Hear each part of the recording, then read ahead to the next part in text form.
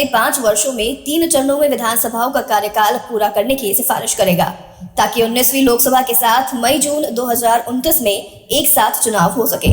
आयोग अगले हफ्ते अपनी रिपोर्ट सरकार को सौंप सकता है।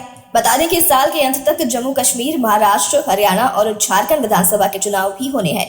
एक साथ चुनाव पर विधि आयोग अगले हफ्ते अपनी रिपोर्ट सरकार को सौंप सकता है। आयोग एक राष्ट्र एक चुनाव पर संविधान में एक नया अध्याय जोड़ने और लोकसभा, राज्य विधानसभाओं और स्थानीय निकायों का एक साथ चुनाव 2029 के मध्य तक पूरे देश में कराने की सिफारिश कर सकता है। सूत्रों के अनुसार रिटायर्ड जस्टिस ऋतुराज अवस्थी की अध्यक्षता में गठित आयोग एक साथ चुनाव पर नया अध्याय जोड़ने के लिए संविधान में संशोधन की सिफारिश करेगा। आयोग अगले 5 वर्षों में 3 चरणों में विधानसभाओं का कार्यकाल पूरा करने की भी सिफारिश करेगा, ताकि 19वीं लोकसभा के साथ मई-जून 2029 में एक साथ चुनाव हो सके। विधि आयोग जो सिफारिश अपनी रिपोर्ट में करने जा रहा है, उसमें ये कहा गया है कि अगर कोई सरकार अविश्वास प्रस्ताव पास होने की वजह से गिर जाती है या आम चुनाव में सदन त्रिशंकु जनादेश आता है, तो ऐसी स्थिति में विभिन्न राजनीतिक दल मिलीजुली साझा सरकार के गठन पर विचार करें।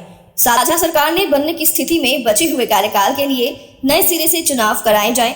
यदि राजनीतिक परिस्थितियों की वजह से संवैधानिक संकट पैदा होता है और फिर से चुनाव कराना जरूरी हो जाता है, तो सरकार ये तय करे कि 5 साल में 3 साल बचे हों।